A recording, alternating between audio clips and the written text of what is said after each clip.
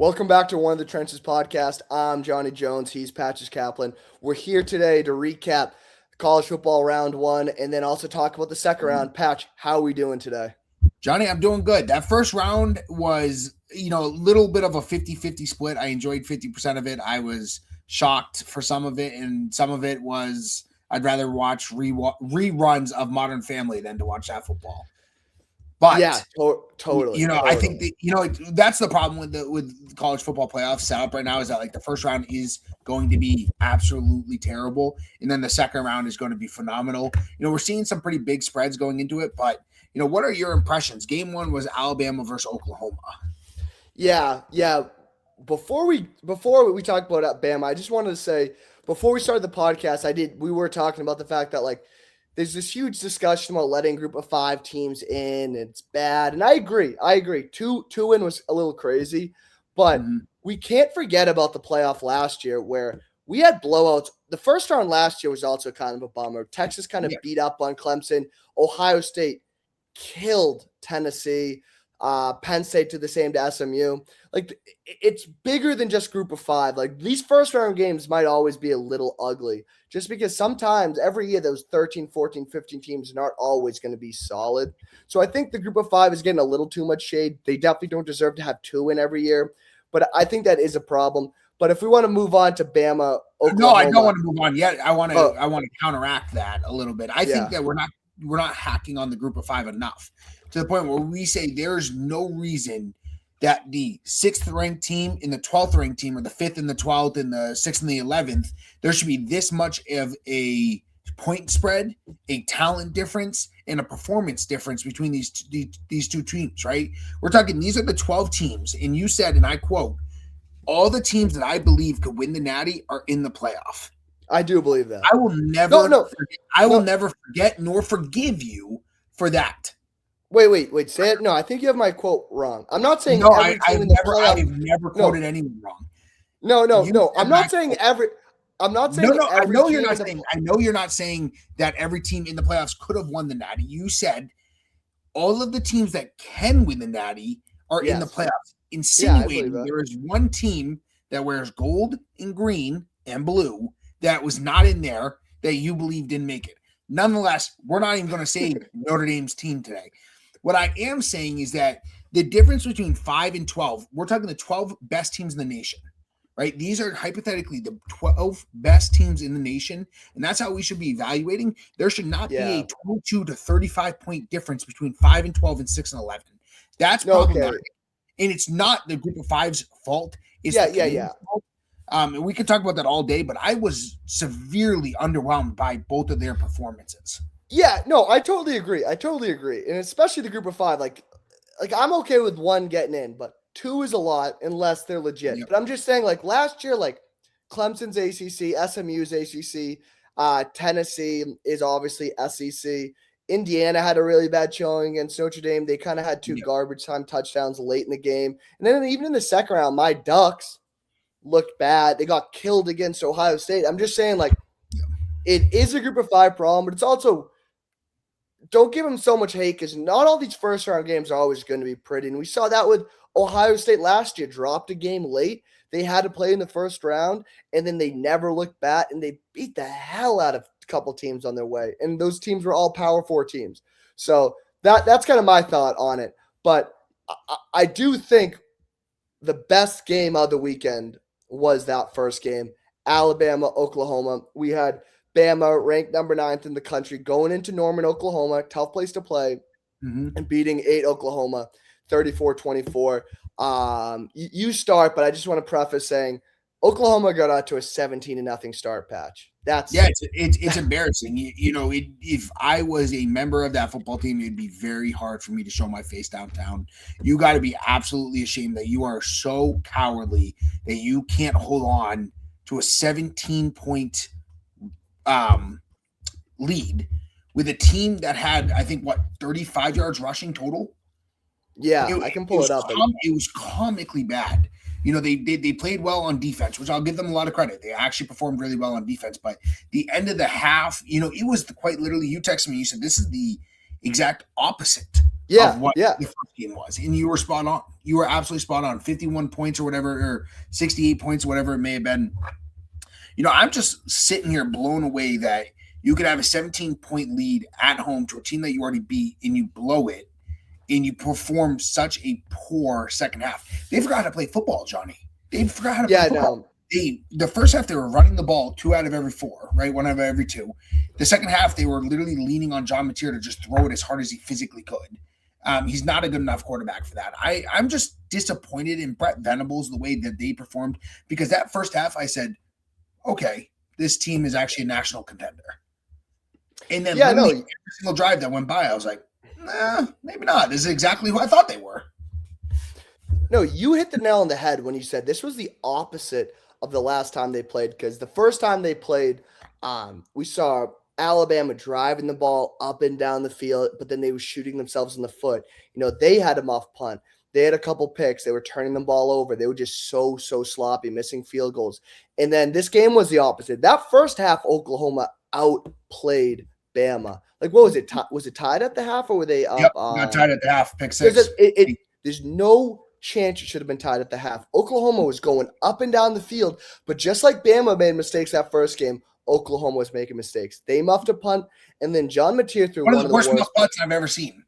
But I was about to say, that pick 6 might have been the worst pick 6 I've ever seen. That was bad, Patch, man. It was right into a guy's mitts. I'm not sitting here and saying Oklahoma deserved to win that game, Johnny. I am just saying, like, there's a scene in Mulan. You ever seen the movie Mulan, Johnny? Yeah, I love Disney. Where Mulan and her horse, they fall off the cliff because of the avalanche. She shoots the arrow, and it slips right through the guy's fingers. Yeah. It's a really funny scene. I quote it all the time. Slipped right through my fingers. And I'm not even going to say that this game slipped through Oklahoma's fingers. They chopped this up medium rare and gave it to Alabama as an appetizer. And it was just embarrassing to see how bad that football was, with how good the football was. You know what I mean? It's like a tale of two cities. Yeah, no, because they outran and outthrew Bama. Yep, which was the exact opposite last time. It's absolutely crazy. Yeah, like Bama was lucky they should have been down 20 at the half. They were lucky to get it tied up. That being said, Ty Simpson and company really turned it on in the second half. Latozier Brooks, like, I've been talking about this receiving core all year. I've never said Latozier Brooks' name. Like, they keep pulling out dudes in this receiving core. Like, I think that was his first touchdown of the season, and he had 2 that game. Like, I don't know. The Bama's offense is really impressive in the second half, and their defense definitely clutched up, only let up 7 points in the second half. That being said, all time feel bad for a guy, Oklahoma's kicker. I forget his name, but the Lou Groza Award winner. He was perfect from 50 all year, the best kicker in the country, and then just missed too late in the game. Like, that was just deflating to watch. But like, I hate to say it, like, it was so high in Indiana. Are you sitting here and saying you're high on Alabama? Is that what you're saying? What I'm going to say is this. You and me are so high in Indiana. I think Indiana is the most complete team in the country. But Alabama is a dangerous team. They can't run the ball. Their defense is shaky at times. But if you put them in a setting, if you put them in a shootout, Ty Simpson – in this receiving core is built for something. Where was their shootout in their 3 losses? Where were No, I agree. I'm not saying they're good, Patch. I'm just saying I would argue that no, you're absolutely right. They have some studs, and when they're rolling, they're rolling. But you look at their games, it's not like they lost 56-54 against FSU in 46-40 against Oklahoma, 62-55 against Georgia, right? They lost these tight, close games because their offense was non-existent. If there's anyone in the nation that can make their offense non-existent, it is Indiana. I don't know, even after beating Oregon and beating Ohio State, if Indiana is built to play a team like Alabama. I think this is truly a worst-case scenario for Indiana. That's what I'm saying. But then on the flip side, they have one of the best pass rushes. So you're going to say, hey, we do not need to stuff our linebackers in the box because we know Jam Miller is not going to run the ball. He's only going to catch balls out of the backfield. They're not going to run the ball whatsoever. They're going to try 20 times to get 35 yards for an average of 1.5 yards per carry, which is the God's honest truth. Like, that's what they've been averaging. And So Indiana's going to get after them. That's where I'm going with that. What? Indiana is going to really get after them, and I'm afraid that Alabama's going to have to play catch up, and it's not going to work well. If they're not absolutely cooking on third down, they're not competing. Yeah, but also, you reminded me before this podcast, they're out one of their best pass rushers, Stephen Daly, injured, celebrating, which I wasn't hip to this story. The fast die young. Yeah, well, yeah, it's crazy. But I'm just saying, I'm not saying Alabama's going to beat Indiana. I'm just saying I'd be a little worried because if Alabama can get Indiana to play their brand of football, if they can get them in this high-scoring game, and it's just Mendoza and Ty Simpson just bombing the ball. I think I know Mendoza's better. I'm just saying. Do you think that that's even a possibility? No, I don't. I don't think it's going to happen. I think if Alabama gets anyone in a shootout, that it could be a tight game. But I don't see a world where that's possible. What about this?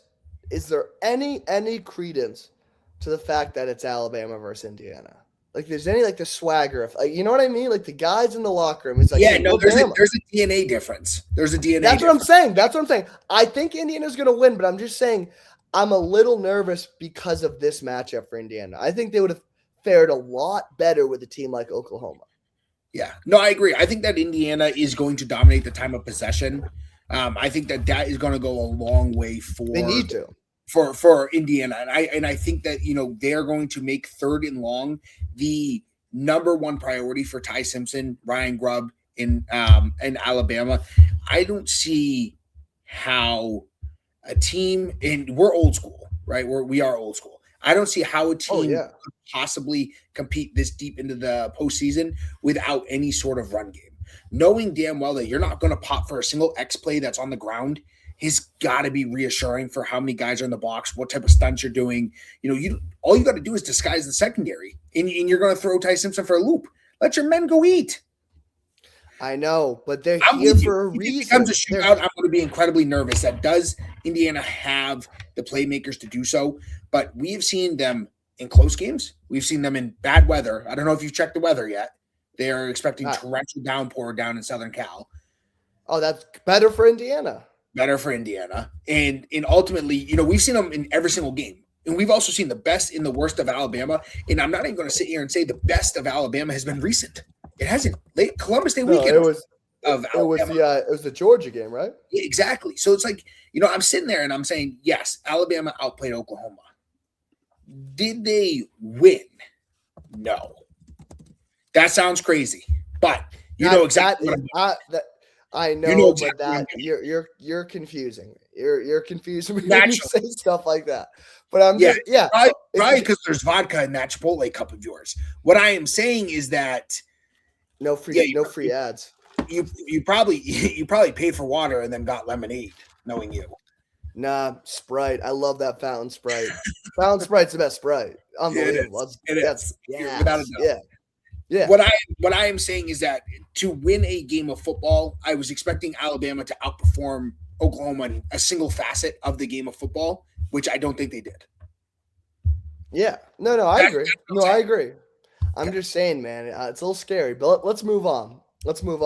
Okay, so we'll talk about we'll talk about Miami, Texas A&M, because I want to come to the Wednesday night game. Jeez. Yes. Okay. So we had number 10 Miami 10 versus number 7 A&M at Kyle Field in Texas 3. A disgusting game. Yeah, you still have Mike Elko. I like Mike Elko. I love Mike Elko. I don't know. I think, and I don't want you to take offense to this, I think you're almost too loyal to a fault, Johnny. On Mike Elko? I barely talk about Mike Elko. On a lot of people. Mario Cristobal, the coach of Duke, Manny Diaz. You like the guys. You like the guys for too long. Dude, Manny Diaz, you talking about ACC champion Manny Diaz? Yeah, put some respect. Yeah, put some respect on his name. No, okay. Mike Elko's a good coach. Duke football was in the trash before Mike Elko got there. Yeah. He's a good coach, but it was I don't think it's a Mike Elko, not to interrupt, but I don't think it's a Mike Elko problem. I think it is a Marcel Reed problem. Yeah. In the biggest games this year, Marcel Reed has been nowhere to be found 2 picks, turning the ball over. They can get up and down the field. But when big moments come, like that last drive, come on. You tell me when they were driving down the field, that last drive, you thought Marcel Reed was putting the ball in the end zone? No. Well, I did because I thought this was just going to play out more in Texas A&M's favor. But I've sat there and, I thought about it, right? They had, I think, 5 plays within the 20-yard line. They picked up 8 yards and then threw an interception. I think 4 out of those 5 were passes right behind the linebackers in front of the free safeties, right? Dead middle. They were targeting exclusively the middle.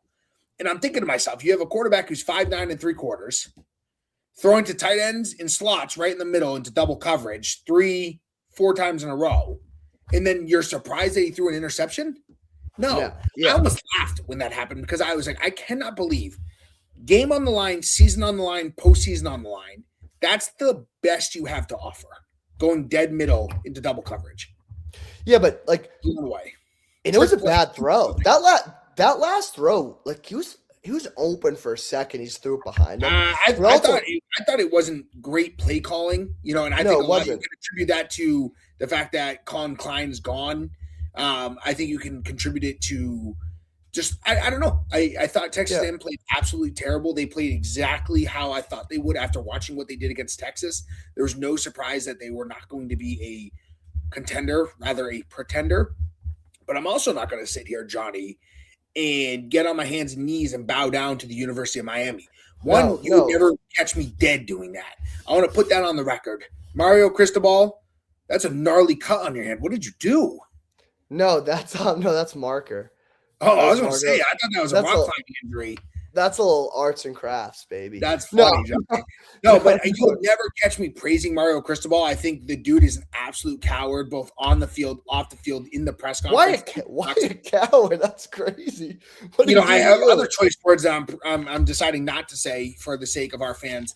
But, I do not like Mario Cristobal. But I'm also not going to sit here and say anything that Miami did was impressive. Someone was talking about the weather was so bad that there was so much wind that Miami dominated the game and played chess with the game so that they only threw when they had to. I'm like, is this the same team that lost to SMU? I'm sorry.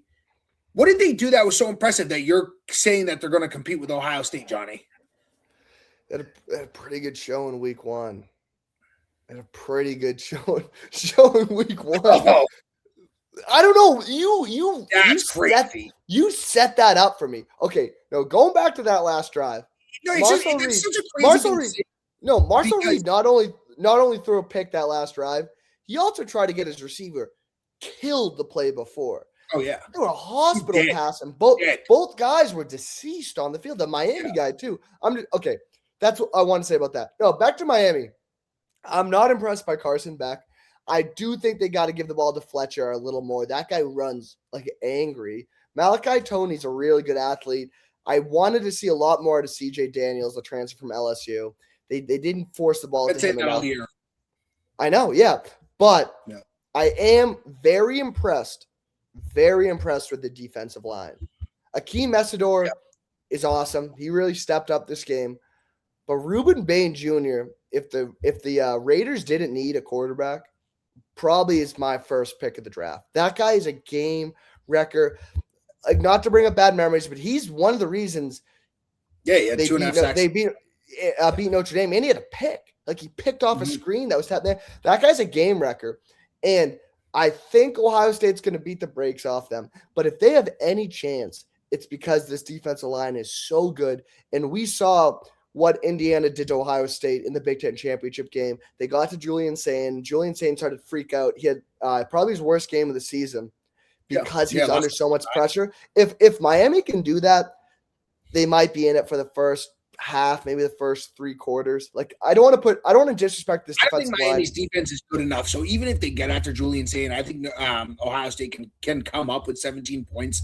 I think 17 points is enough to win at least by a touchdown. Totally. I don't see a world where Miami gets much more than 250 yards offense. Cover downs and is it Fletcher on the defense, the linebacker? Julian Fleming? Oh, no. Fletcher's the running back. I know. Who am I thinking? Julian Fleming? That's Julian really Fleming talented. was a receiver at Penn State last year. Yeah, that's really insensitive of me now after the thought, but No, it's not. I can look it up. Is it I think Julian Fleming's Mohamed in jail Torre? now, Oh no, yeah, he got in an ATV accident. His girlfriend Johnny. died. Yeah, that was Yeah, bad. That was yeah, really really. sad. He's in that like photo, not to like bring up like go off on a crazy tangent. He's on that like he was transferred from Ohio State. He's in that like Ohio State receiver room photo, and it's like Jackson Smith and Jigba, Chris Olave. Yeah. It's like 5 guys that went to the league in him. It's Just like absolutely disgusting. he's like photoshopped out of the photo, which is like super disrespectful. Chris, yeah.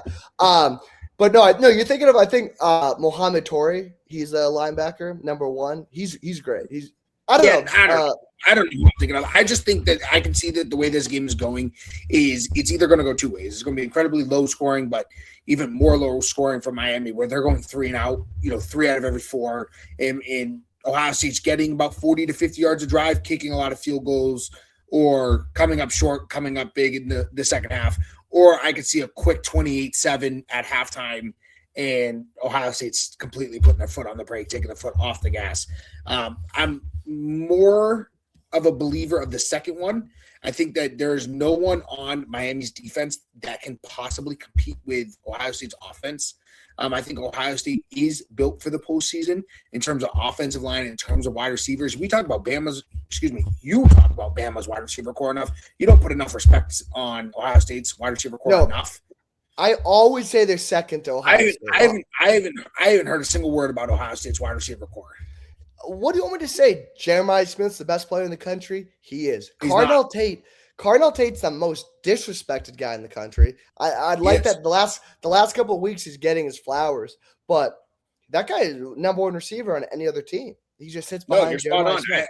I don't see a world in which Miami can really stop Ohio State. I don't either. My prediction on my team is 35-10, maybe 35-3. I think this one's the one blowout that we see in the postseason. I totally agree. I think this is going to be the worst game of the weekend. I want to double check the bracket just so I get it right. Okay. It's not going to happen. Okay, I'm right. It's not going to happen. It's not going to happen. But can you imagine Miami pulls off the miracle, Georgia wins, and we get Georgia versus Carson back? That'd be crazy. That storyline would be unbelievable. That would be cool. Would that be the first time ever, or did Jalen Hurts do it? No, Jalen Hurts didn't do it when he went to Oklahoma. No, Jalen Hurts. I don't think he ever played Bama, but man, that would be crazy. That would be so sick. That would be so nuts. That would be so nuts. Everyone says it's going to come down to his performance. I don't think he's that much of a game changer, truly, to be the deciding factor in this game. I think even in his best game, Miami doesn't stand a chance. I think that this Ohio State team is going to come out really, really angry, just like they did last year. They seem incredibly focused. I think they're frustrated, have a really bad taste in the mouth, and then ultimately they had 3 weeks off. So you're talking this is a fully well-rested team. It's almost kind of crazy. If you take a step back at it, they had more time between the Big Ten championship and this first game than they do between the first day of fall camp and Labor Day weekend. No, it's crazy. No, the scheduling is bizarre. He's wrong. I don't love it. I think like the Army-Navy game was always so awesome in the past with like the bowl schedule, but now with the current playoff format, like that week in the middle, it just kind of elongates this like waiting period for a lot of teams after the end of the regular season. But let's move on though. The next 2 games kind of bummers. Let's start with Ole Miss 41, Tulane 10. This game is not only a bummer because of the score, but it's a bummer because this is the exact same game we saw 2 months ago when these teams played. Like nothing's changed, and I feel bad because anything was going to be different. Tulane, I watched the first half, and they did move the ball pretty well, especially in that first quarter. Their first drive ended in a pick in the red zone. Second drive ended on 4th down. I'm pretty sure off the top of my head, they moved it pretty well. Jake Retzlaff still threw for 300 yards, but just an inability to finish against the athletes Ole Miss has. The offensive line was outmanned all game. And then Trinidad Chambliss and freaking Kawan Lacey are just studs. Those 2 guys are awesome. Yeah, no, it's interesting when you take a step back and look at the box score. It's incredibly close. If you showed it to me, I'd be like, "That's a close game." Yeah. Right? Total yards, Ole Miss had nearly 500. Tulane had 425. Passing yards, Ole Miss had 350. Tulane had 300. Rushing yards, Ole Miss had 150. Tulane had 115. Like total turnovers, obviously Tulane had 3, Ole Miss had 1. But even with that, I would say it's maybe a 2-possession game. No, this game there was nothing that Tulane could have done to stop Ole Miss. Ole Miss has continued to impress me. I'm really excited to see what they can do against Georgia if they are peaking at the right time. I could imagine the world that we live in if Ole Miss makes a true run, how weird that must feel for Lane Kiffin. I lost a lot of respect for Lane Kiffin through this entire process. I lost the most amount of respect for Lane Kiffin. The fact that he left the bowl game against Houston. No, the thing that we talk a lot about on this podcast, like how many coaches have ever won a national championship? Like how many current coaches? Like there's not a lot. It's a very small exclusive club. And I really thought Lane with this team, the way he has his offense playing, I think this Ole Miss team had a real shot of a national championship. And it's just weird to give up on that midseason. I know LSU's a better job, but I mean, how much respect is the world going to lose for Lane Kiffin if they win against Georgia this weekend? That's what I'm saying. No, that's what I'm saying. That's what I'm saying. Like, was it Lane? Like, did Lane actually have anything to do with the day-to-day in the football rather than the recruiting? He's a good recruiter. He's a great transfer portal guy. But, like, the way they came out and did not miss a beat at all, and, like, if they go up and upset Georgia, people are going to be assuming that there was a little bit of fluff when it comes to him as a coaching prospect. Totally. Yeah.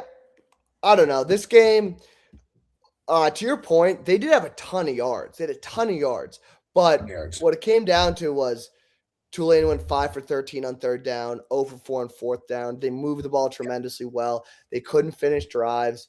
And they just didn't really have the athletes to compare. It was a bummer. I am excited for the John Summerall era at Florida. Like, I think he's a great coach.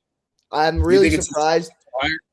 I don't know. I'm just really surprised they dip back into the group of 5 pool. Because, when I went to a Penn State game, there was one of Carly's friends had a cousin in town from Florida, and she just kept talking about Sun Belt Billy. They call Billy Napier Sun Belt Billy. And it's like, dude, they clowned him for being a group of 5 guy that didn't work out. So I was really surprised if the fan base is talking like that to go back to the Sun Belt. Maybe there wasn't enough hires out there. At Tulane. What? How long was he at Tulane? Was he the head coach when they beat USC a couple of years ago in the bowl game? I think he was. He hasn't been there that long because he was somewhere else. He was only at Tulane for 2 years. And he was at Troy. It's not like he took Tulane to any heights that they hadn't seen before. But he was at Troy. Yeah, but he was at Troy for 2 years. And in those 2 years at Troy and Tulane, he was 43-12. So he was extremely successful at both schools. So that's why. Yeah, no, I get it. I don't love his start at Florida. Obviously, that job is desirable in the sense of it's a great job for recruits. Their schedule is brutal for the upcoming future. I think he struggles. I think he has a very similar career that Billy Napier did, maybe a little bit better, but I don't think he's the guy. And I certainly don't think Alex Golesh is the guy. Speaking of other group of 5s to the SEC, I think Alex Golesh is even worse of a hire. Auburn has lost nearly 50% of their team. I think Alex Golesh is going to struggle to recruit incredibly bad. The only reason that Auburn was actually competitive this year is because of how good of a recruiter Hugh Freeze was. Can I give a hot take? Yeah, I love one. I know they've won a national championship recently, but I think Auburn is a bad coaching job. Bad? I just think the stakes are too high because they've won recently. I think you're not the biggest dog in your state. You got Alabama sitting there. And I just think the boosters are insane. Like you saw, damn it, Brian, the guy from Boise that was there before Hugh Freeze. The one where they ran him out for saying he had an affair? Yeah, okay, I can't think of his name right now, but he was really successful at Boise, then he went there, yeah, and he had a couple bad seasons, and boosters were like making up this affair with his secretary, and it's like, I don't know. I mean, There's that's a hitting couple too close places right now, but I know, but it's bad. I'm just saying, like you're the little brother in your state. That SEC schedule is always going to be so tough. And I don't know. And the boosters are crazy. I think Auburn is not a great coaching job at the moment. I like Alex Golish. I think he's a great coach. I think he's in for a real. I don't think he did anything special besides beat Florida this year. And if you look at his time at USF, he did nothing impressive. In that 2 years. Yeah. That was dramatic, though. No. Then he got the breaks beaten off him by. Well. Yeah. Then he got the breaks beaten off him. He got beat pretty bad by your Miami Hurricanes too. Yeah, that's when I also said Miami should have been the number one team in the nation, and I stood by that for a little bit. Now they can rot in hell, and I hate Mario Cristobal for the record. I want people to know that I would stand on top of my house if possible and yell that if I could, but I won't. I also want to say props to me for not calling the Miami Texas A&M game the beat Notre Dame bowl game, because I saw that a lot online this week. And I thought that was fun. But Johnny, props if you to did me, I would have punched my screen for the record. The disrespect as a Notre Dame fan is unbelievable. But with that being said, Tulane had no involvement in that game. I'm taking it as Ole Miss looked that impressive. I was genuinely shocked. Ole Miss just continues to impress me week in and week out. I think they have some great wins. They have some really talented guys. And the fact that they didn't even skip a beat and they almost look better. My only concern is I think people can score at will against them. So if they can figure out a way to somehow stop a team from scoring, I think they have a chance at beating Georgia. This Georgia team is peaking at the right times, but we cannot forgive them for what they did in September and how bad they looked against some of these teams in September. And, if we get any semblance of that, I'm going to take Ole Miss. Dude, Ole Miss has one loss this year, and it's to the team they're playing. It was a one touchdown game. It was who had the ball last type game. Yeah, that's what I'm saying. Like, I don't know why Ole Miss is getting so much disrespect. Like, this is a really, really great football team. But let's move on. Do you know what the spread is, Johnny, on this one? No, I can open up DraftKings right now, though. Let's see here. Only bummer on DraftKings right now is if you didn't get your Drake 6.5 towards Georgia, that's crazy. Yeah, no, I think it's gonna be a really close game. But let's move on. Last game of the day, we had Oregon 51, JMU 34.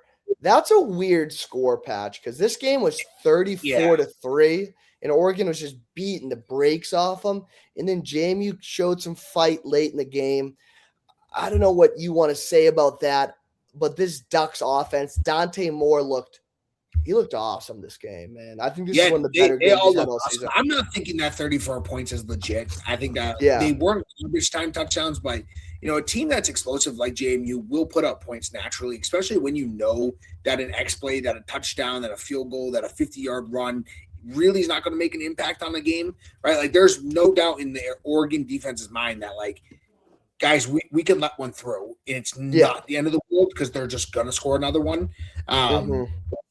So I would be – where I'm going to go with this is that Texas Tech should be nervous. I think that this Oregon team is finally healthy. I think this is the best that we've seen them. And I think that they have the potential to drop 45 against Texas Tech. Yeah, I just think when you talk about all 4 games in the next 2 days, I think if we're talking about just the best matchup of 2 sides of the ball, I think it's Oregon's offense versus Texas Tech's defense. I think this is going to be a great game. I think they're going to go at it all game. I think where I give Oregon the advantage is Texas Tech's offense scares me at times. Baron Morton hasn't been the most consistent guy in the nation. I know they've got 2 great running backs, Jacoby Williams. I'm blanking on the other guy. They do pound the rock with them. They got Virgil at receiver. Like, they do have great players. I do think sometimes the offense is throwing a bunch of things against the wall and hoping something sticks. Whereas Oregon's defense, people are gonna crap on them because that it's not Ole Miss. points. It's not Ole Miss's defense. It is. It is. Dude, Dylan Thiemann is a top 3 safety in the league. Their defense is awesome. Brian Bonacher is great at linebacker. I don't see Texas Tech running the ball all that efficiently. I could see. We're looking at a Texas Tech team that has really not been challenged all year long. Obviously they beat the brakes off BYU. BYU did not have the offensive attack that Oregon had. They beat the brakes off Kansas State and beat the brakes off Utah. Utah had a really good offense, so like that could, you could kind of take a step back and say maybe that's an indicator.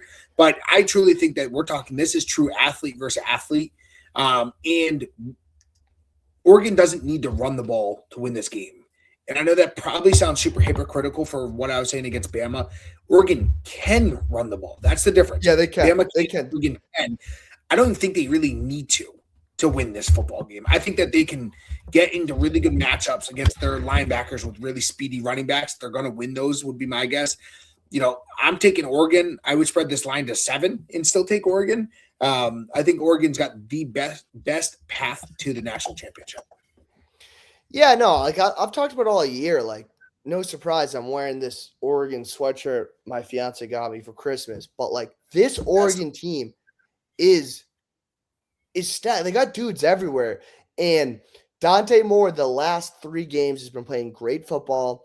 You could talk about the whiteout in this past game against JMU. His 2 best games. DeCorian Moore was getting reps against JMU, which is huge because he's missed the last 4 weeks. We've also seen just the emergence of Malik Benson is awesome. Kenyon Sadiq's one of the best tight ends in the league. I think this team is extremely deep.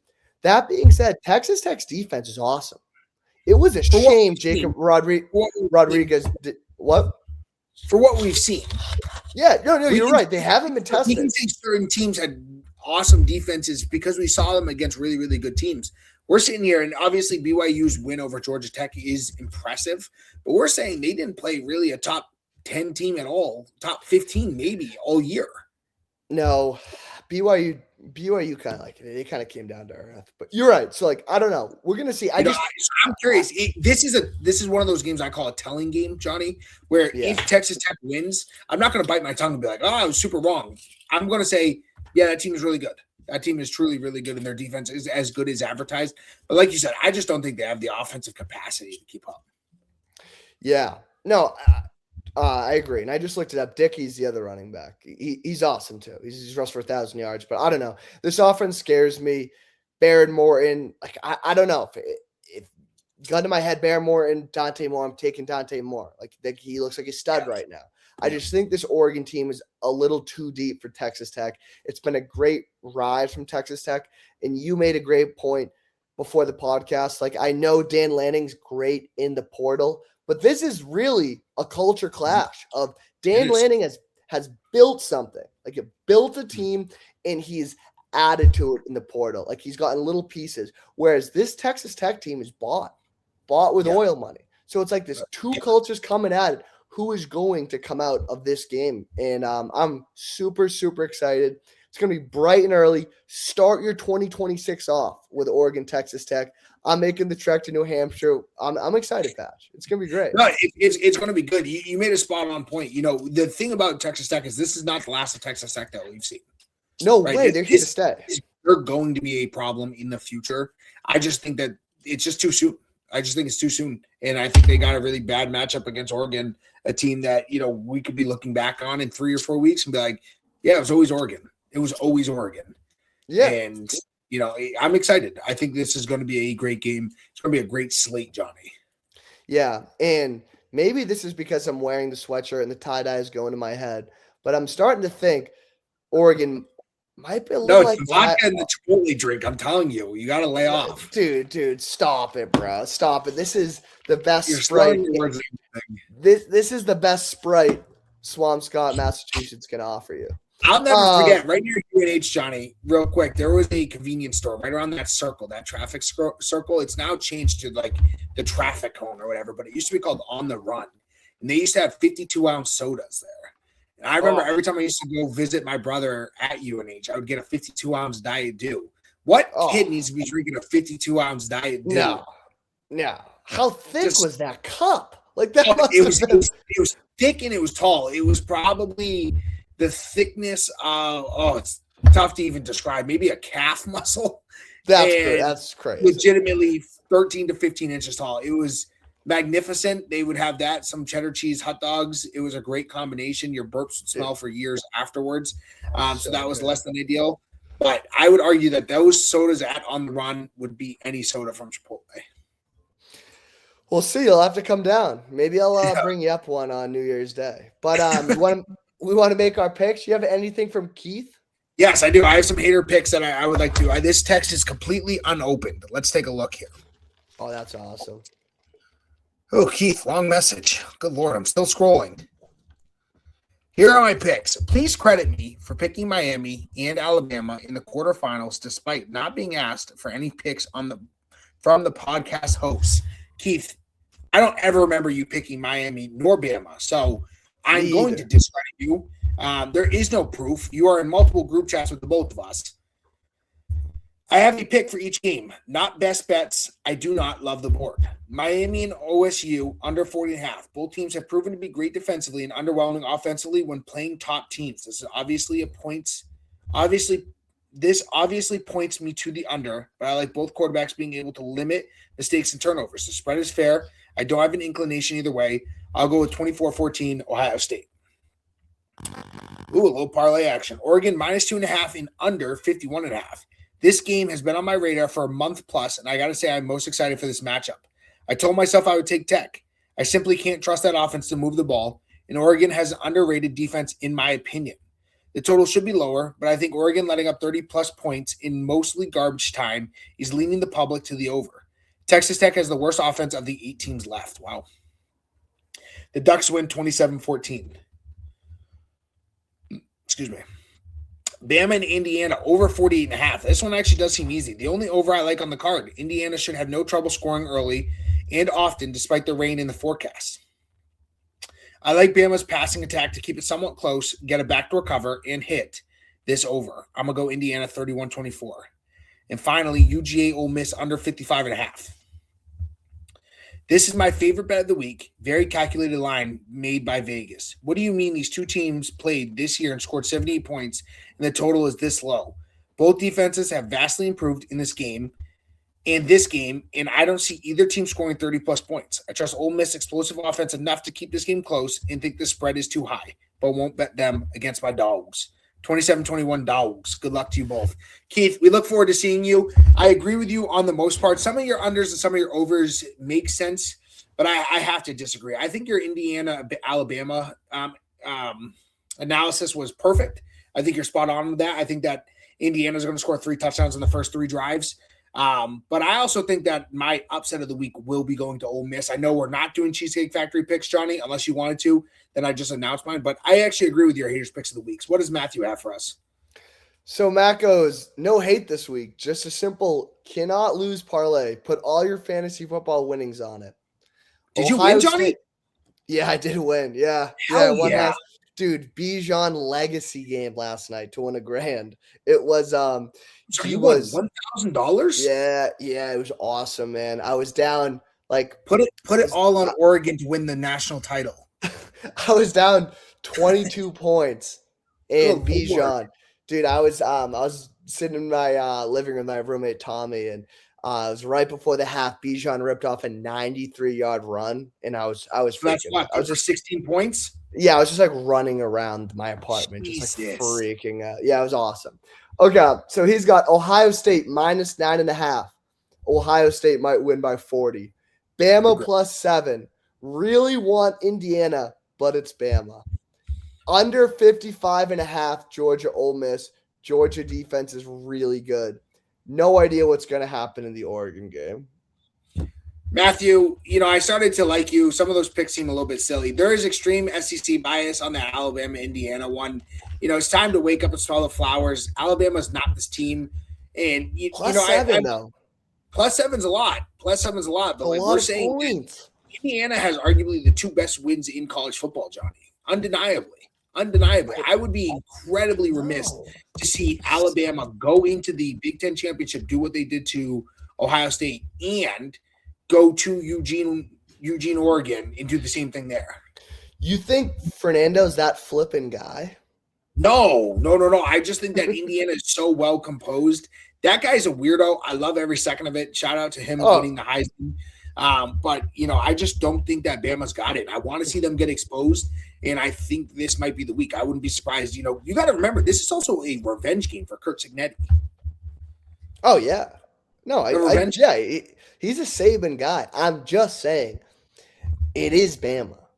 It is Bama. It's DNA, man. I think Indiana's going to win, but 7's a lot of points. Well, Johnny, good luck to you. I'm excited to watch some football, eat some dip, drink some soda. It's going to be a great time. Awesome. Have fun, everyone. It's going to be a great week. We'll see you next week, guys. Happy New Year.